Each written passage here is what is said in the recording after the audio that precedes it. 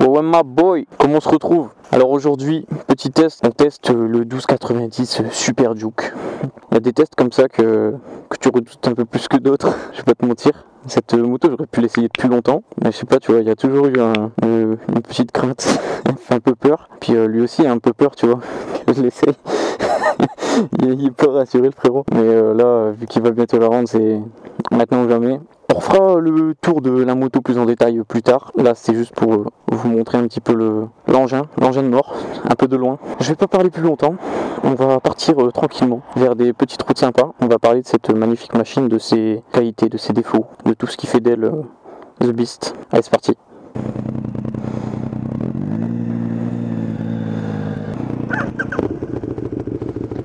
Let's cookie cakes. Ouais les gens, on va commencer gentil, hein. On se dirige vers des routes un peu plus énervées, mais ça va nous laisser le temps de présenter un petit peu la bête, les grandes lignes. Vous avez l'habitude. Pendant ce test, je vais beaucoup la comparer au MT10 parce que c'est plus ou moins, c'est même carrément la même catégorie. Donc on est sur vraiment du gros Street Fighter. Donc là c'est un modèle 2018 il me semble, donc il a 3 ans. Donc ça fait 180 chevaux pour plus ou moins 190 kg. Donc c'est plutôt énervé. Celle-là elle a une petite prépa, on va dire ça comme ça. Donc elle a pignon de 16 au lieu de 17. Elle a suppression anti-pollution. Elle a un Decata Haro et une ligne Akrapovic. Enfin la sortie d'échappement, le silencieux Akrapovic et avec la Carto Akrapovic. Donc ça marche plutôt pas mal.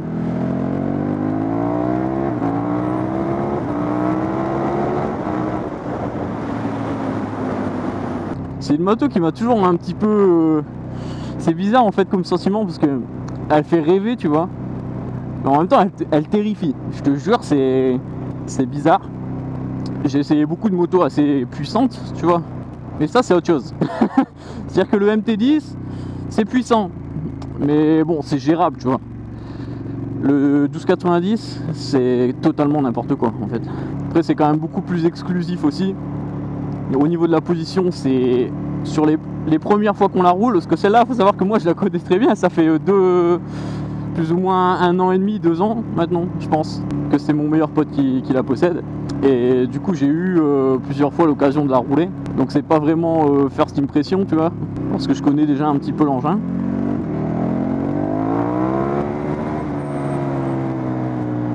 Je sais que c'est plutôt rigolo à conduire, mais c'est vrai que la position elle est ultra bizarre en fait, parce que tu es sur un roadster mais tu es vraiment perché hyper haut, hein. Pour vous dire, je fais 1m69, mon pote est pas beaucoup plus grand que moi, je crois même qu'il est plus petit que moi, et là dessus c'est vraiment, nous on a une pointe de pied d'un côté sur les deux, tu vois, c'est vraiment au perché, position vachement droite par rapport au MT10.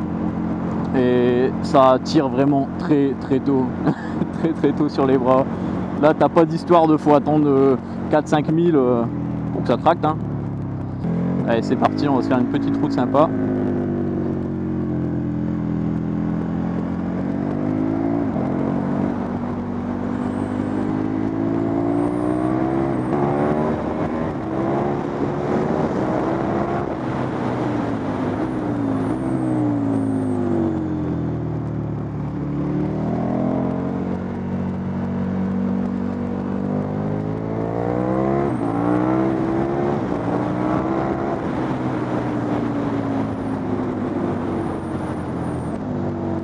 Déjà on a en évidence le premier gros souci de cette moto à mon goût, c'est que ça guidonne.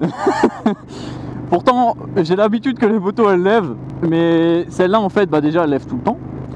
Autant te dire que là en plus avec le PSB-, tu vois, t'es vraiment t'as toujours trop de puissance tout le temps trop de puissance en fait. Donc la seule façon pour la moto de la faire passer au sol, c'est de te lever la roue avant. Quand t'as trop de puissance, c'est soit tu burnes, soit tu lèves la roue. Il n'y a pas 36 solutions. C'est-à-dire que là on est en mode track, donc elle a pack track, pack sport, pack mes couilles, elle a tout celle-là, tu vois. Et donc on a l'anti-wheeling désactivé, on a gardé le TCS à 3, je crois que c'est sur 9 positions, donc il est à 3, parce que je suis pas quand même un cinglé. Mais c'est vraiment un truc de ouf.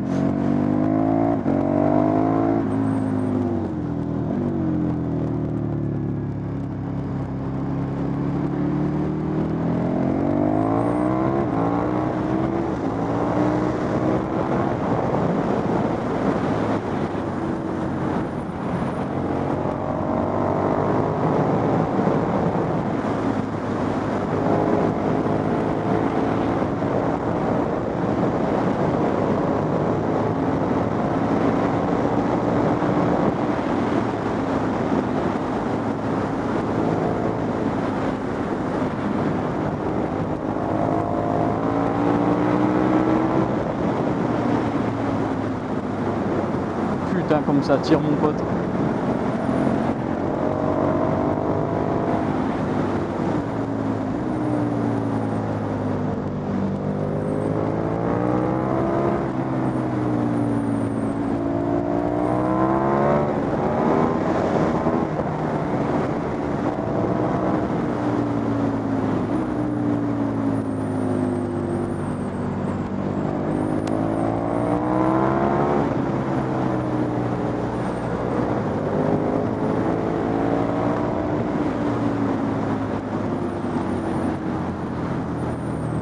Oh putain,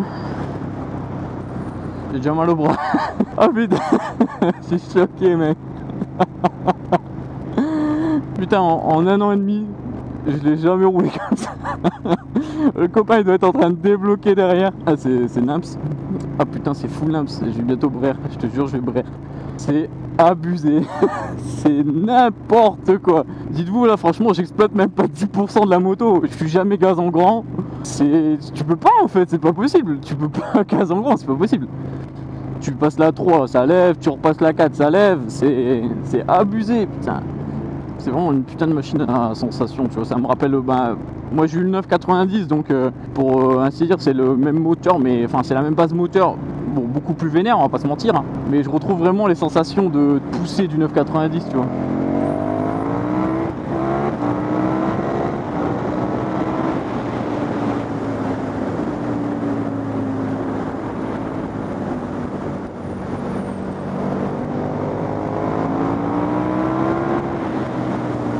Holy shit mec, comment ça marche?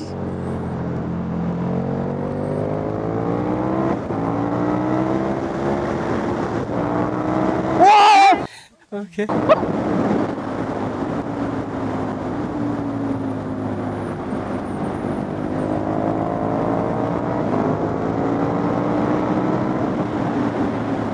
Oh c'est abusé. Oh c'est abusé. Oh, je suis choqué, j'ai repassé la 5 elle a levé, ça m'a jamais fait ça avec une moto mec. C'est n'importe quoi. Abusé, abusé. En fait c'est marrant parce que tu roules très vite mais tu t'en rends pas compte en fait.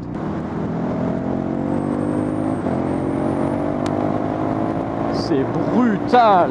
What the fuck.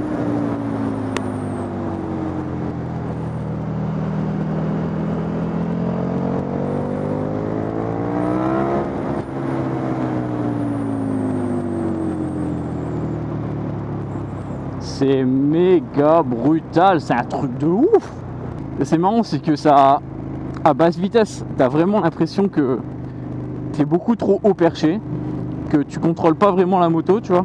Surtout pour moi qui est petit, si tu veux, moi plus je suis bas, plus je suis près du sol, plus je suis rassuré qu'une moto. Et là c'est tout l'inverse en fait, t'es hyper haut et ça te rassure vraiment pas. Mais par contre une fois qu'elle est lancée, tu vois, que tu es au-dessus de 80, tu vois, que vraiment tu n'es plus en train d'avoir les bas régimes qui te... Tu vois, en fait c'est vraiment trop brutal en bas régime. Une fois que tu arrives à mi-régime, c'est quand même plus exploitable. Tu te fais moins surprendre par le couple en fait. Tu sens que ça grippe à mort derrière. C'est vrai que l'arrière, putain, tu le sens, il est imperturbable, en plus avec le TCS et tout. Enfin, mais par contre devant... moi j'ai, après c'est mon ressenti à moi, mais j'ai vraiment aucun feeling. J'ai l'impression que la roue elle touche jamais le sol. De toute façon c'est le cas, hein, la roue elle touche jamais le sol, hein. T'accélères n'importe quand, la roue elle décolle. Le shifter il est spécial aussi. Dans les vitesses assez élevées, 4, 5, 6, c'est plutôt classique. Je vais pas dire que c'est doux, parce que franchement c'est pas doux. C'est loin d'être doux par rapport au shifter Yamaha. C'est le jour et la nuit, hein. Vraiment le shifter Yamaha c'est d'une douceur. Là t'es pas dans le même délire. Ça reste confortable quand même, mais dans les hautes vitesses, tu vois. 4, 5, 6 ça passe. Par contre 2, 3, 4, enfin 1, 2, 3 plutôt, faut vraiment que tu sois sur une phase d'accélération bien lancée, parce que si vraiment tu les passes sur un filet de gaz, t'as l'impression que tu vas éclater un pignon. Ah c'est d'une brutalité. Enfin, le pire c'est de la 1 à la 2, c'est rock. C'est énervé. Par contre le downshift c'est incroyable. Je l'ai sur la 09 Après moi il est pas d'origine, tu vois. C'est un peu moins naturel pour la moto, mais là tu sens que putain c'est... Waouh, t'as pas d'à-coup, tu peux... Là au contraire tu peux t'amuser à repasser de la 2 à la 1, tu vois. Alors je compterai, là je suis en 3, là je passe en 2, là je passe en 1. Tu vois, t'as pas d'à-coup, t'as rien. C'est vraiment super agréable.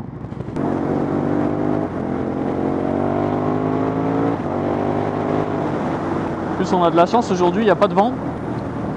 C'est une blague bien sûr, il y a 150 km/h de vent. J'espère que ça sera pas trop dérangeant pour le micro. Il y a quand même pas mal de vent. Après au niveau de l'assise, franchement t'es bien assis dessus, hein. Comme je disais, au niveau de la position guidon et tout, t'es fort droit, donc t'as pas mal au dos. En tout cas lui il a déjà fait, enfin je parle du proprio, il a déjà fait quand même pas mal de routes avec. Et c'est vrai que tu souffres pas de douleurs particulières, quoi. C'est vraiment assis limite comme sur un SM. De toute façon, toutes les KTM, ce qui est 690, 1290, 990, peut-être pas à partir de l'époque des 790, 890, tout ça, mais dans les plus vieux modèles et surtout sur la 1290, t'as vraiment l'impression d'être sur un putain de gros SM. C'est vraiment, je sais pas, t'es super droit, la position elle est assez naturelle, tu vois. Moi ouais, le seul truc que je regrette c'est qu'on est quand même vachement haut, et j'apprécierais quand même un peu plus de facilité de conduite, parce que c'est vraiment hyper exigeant comme moto. C'est ce qu'on s'était dit justement quand le pote il a acheté le MT10, parce que lui qui a le 1290 il cherche autre chose, tu vois, il aimerait bien changer. Et quand il est monté sur le MT10, les premiers mots qu'on a tous eu, vu qu'on a essayé les deux, c'était simplicité sur le MT10, tu vois. Vraiment, quand tu passes du 1290 au MT10, t'as l'impression de passer, je sais pas, d'une moto qui veut te tuer à juste une moto avec laquelle tu prends du plaisir. Je dis pas qu'avec le 1290 tu prends pas de plaisir, au contraire. C'est vraiment, c'est une boule de fun, tu vois. Franchement, tu t'éclates avec. Mais ça va demander beaucoup plus de rigueur en fait, et de maîtrise quand même, beaucoup plus de maîtrise quand même. Je suis pas en train de dire que je suis un pilote, hein. Je parle pas de maîtrise de savoir piloter ou quoi, juste d'habitude. En fait c'est plutôt une habitude à prendre, c'est à dire que faut que tu t'habitues au couple qui est instantané dès que tu tires une vitesse en dessous de la 5 en fait. C'est vraiment hyper brutal, hyper direct. Ça prévient pas. En fait, c'est la courbe de puissance qui est totalement différente d'un 4 cylindres comme le MT10, hein. En fait, là, tu as vraiment toute la gouache directe. T'as pas le temps vraiment de te préparer. Tu accélères n'importe quelle vitesse en dessous de la 5, la moto, elle lève. Tu vois, tout à l'heure, j'étais à cette vitesse-là, tu es en 3, tu mets des coups de gaz, même pas mi-poignée, la moto, elle se lève. Donc après, bien sûr, là, il n'y a pas l'anti-wheeling, donc elle est beaucoup plus docile avec de l'anti-wheeling. Lui, quand il l'a eu, il roulait avec de l'anti-wheeling et tout. Et bien sûr, ça se fait, tu vois. Mais tu prends pas autant de plaisir. Je sais que lui, pendant les 3-4 premiers mois, franchement, il a même hésité à la revendre pour acheter une 790, pour te dire. Parce que vraiment, c'était... tu peux pas l'exploiter. Au début, en fait, limite, tu roules plus vite avec une moto à 2 qu'avec ça. Je te parle pas d'une ligne droite, hein, Johnny. En courbe et tout, tu prendras plus ton aise avec une moto moins puissante, si t'as pas beaucoup de connaissances et d'habitude sur les motos puissantes, que sur le 1290, parce que le 1290, il t'arrache la gueule en fait. Et si t'es pas préparé à ce que la moto elle t'envoie, aux comportements normaux d'une moto de 180 chevaux et de 190 kg, c'est-à-dire que ça lève tout le temps, que ça prend des vitesses folles en ayant la roue avant qui est à peine posée au sol, parce que franchement le retour d'information de la roue avant, moi je te dis, j'ai aucun feeling en fait. C'est pour ça que j'ai beaucoup de mal à prendre des virages en accélérant. Les sorties de virage ça va, mais quand tu rentres dans un virage, je décélère en fait, tu vois. Je suis pas sur une phase d'accélération dans mes virages, parce que je sais pas, j'ai trop peur que la roue avant je la sens pas en fait. Je sais pas, c'est bizarre comme sentiment à expliquer. Ouh, le beau XL. Maman la MT.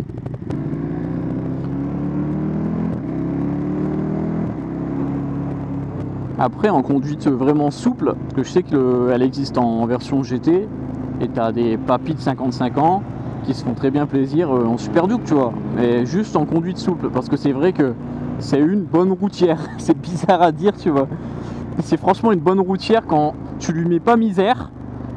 Franchement, tu peux avaler les kilomètres avec sans souci. En plus, le réservoir, franchement, je sais pas s'il est grand ou si la moto elle consomme pas, mais tu fais plus de 250 km avec le plein si t'es pas trop gourmand sur les gaz. Mais c'est vrai qu'elle consomme rien du tout, quoi. Tu prends plaisir à aussi ne rouler pas vite avec. Donc est-ce que c'est une moto à conseiller aux motards sortant de A2? Clairement non. Pourtant c'est ce que mon pote a fait. Il est passé d'un ER6 bridé 47.5 à ça. Bon, je te laisse imaginer, te faire des petits dessins dans ta tête comment ça a dû se passer les premières fois. C'était tuning. Ouais, lui il est passé, il a pris ça vraiment sorti de A2. En vrai, est-ce que c'est possible? Si vous vous dites, est-ce qu'une assurance peut vous assurer pour un 1290 Super Juke sorti de A2?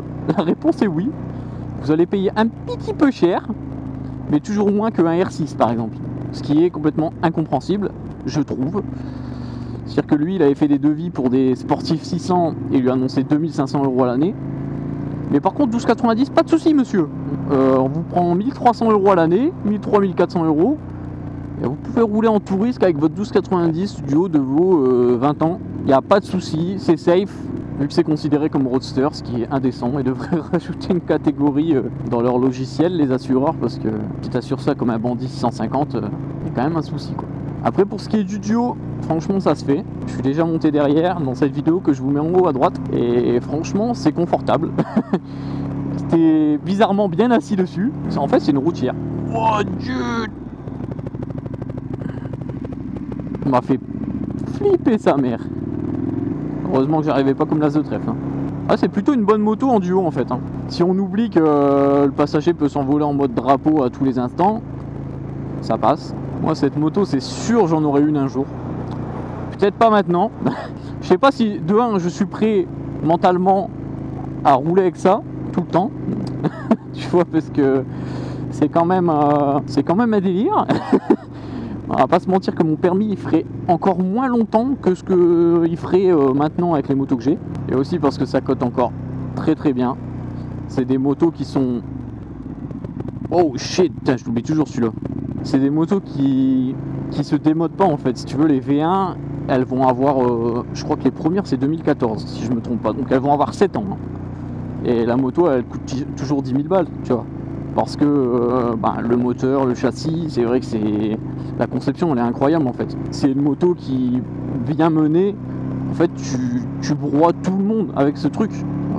Il y a des mecs qui tournent en Twin Cup, en Super Juke, et qui reprennent des mecs en Panigale, en sportive, mais tranquille. Sur circuit c'est un truc de ouf. Les mecs qui gèrent bien la position et le fait de vachement se déhancher avec cette moto, parce que c'est vrai qu'il faut quand même l'amener, elle demande quand même de la poigne. Si vraiment tu veux la faire tourner, il faut te donner un petit peu. Si tu veux la faire tourner en roulant vite, il y a un petit mode d'emploi à apprendre quand même que je n'ai pas trouvé. Et c'est en ça que je trouve qu'elle est vraiment pas facile en fait comme moto. Il y a des tas de motos dans sa catégorie qui sont bien plus simples. Déjà tous les 4 cylindres, hein, franchement, un MT10 sorti de 2 à 2, je te dis ouais, franchement je te dis ouais. Parce que ça reste doux à bas régime, c'est progressif. La position, je trouve qu'elle est plus rassurante, même si je pense que la moto est moins efficace qu'un Super Juke. Nous, après tout, on est quoi? On est des utilisateurs lambda. On n'est pas des pilotes, les mecs. Donc, est-ce que tu préfères avoir une moto avec un châssis peut-être moins incisif, avec laquelle tu t'amuses vraiment, ou ce truc? C'est con qu'il y a du vent aujourd'hui.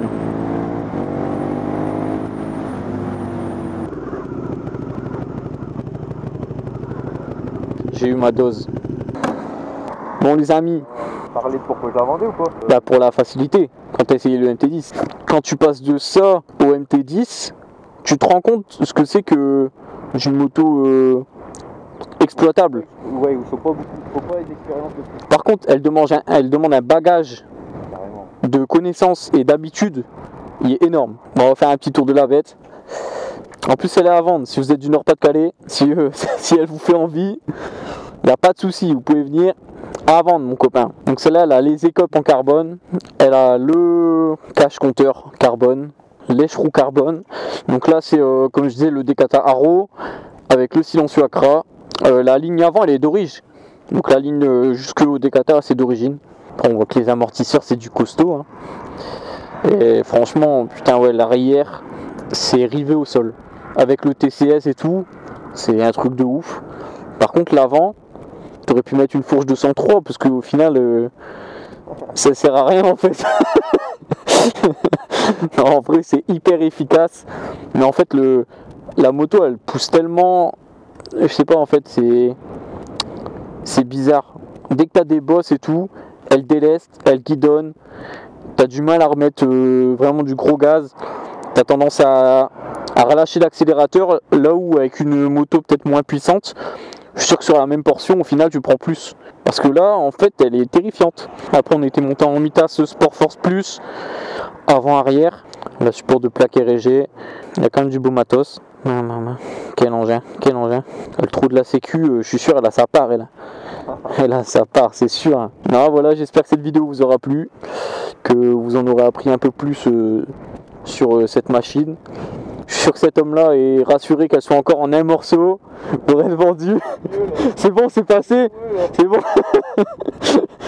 N'hésite pas à t'abonner à la chaîne, ça nous aide énormément, ça récompense le travail, tout ça. Lâche ton petit like, partage comme d'hab. Et nous on se retrouve très bientôt pour de nouvelles aventures. Allez, ciao!